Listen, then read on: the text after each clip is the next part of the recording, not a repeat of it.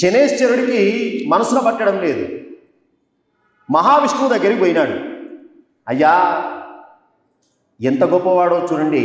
అందరూ శనిని దుర్మార్గుడు, క్రూరగ్రహం అంటారు, కానీ విష్ణుమూర్తి వారి దగ్గరికి పోయి అసలు వాస్తవంగా ఆయన తప్పు లేకున్నా ఆయన ఫీలింగ్ ఏంటంటే నా వల్ల దోషం జరిగినట్టున్నదే.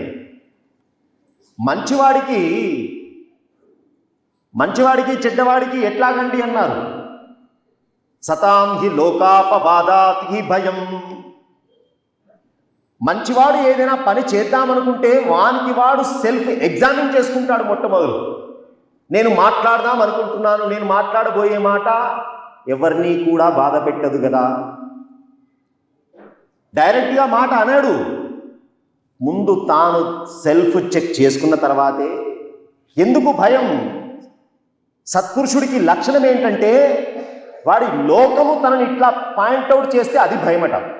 అది సత్పురుషుడి యొక్క లక్షణం.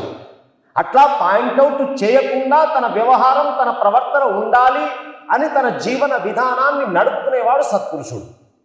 ఇక వేరే డెఫినేషనే అవసరం లేదు. ఎవడు ఎటుపోయినా పర్వాలేదు, ఎవని మనస్సు ఎట్లా గాయపడ్డా పర్వాలేదు, మన స్వార్థం మన కడుపు నిండిందా అంటే అది వేరే లక్షణం. అందుకే శనేశ్వరుడు విష్ణుమూర్తి వారి దగ్గరికి వెళ్ళి, అయ్యా, తెలుసో తెలియకో నా వల్ల ఒక పొరపాటు జరిగింది. ఆయన లైఫ్ మొత్తం గుర్తుపెట్టుకుంటాడు నన్ను. ఎవరు? వినాయకుడు. ఆయన జీవితం మొత్తం కూడా నన్ను గుర్తుపెట్టుకుంటాడా, పెట్టుకోడా?